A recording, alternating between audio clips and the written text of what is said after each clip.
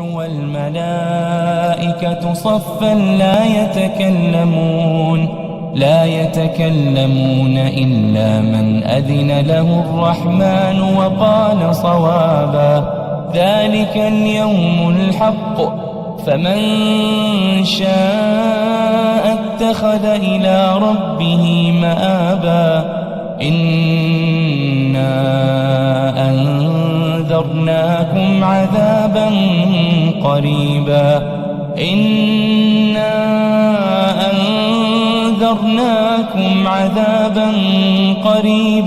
يوم ينظر المرء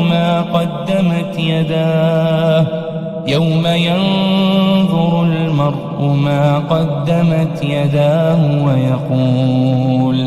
ويقول الكافر يا ليتني كنت ترابا.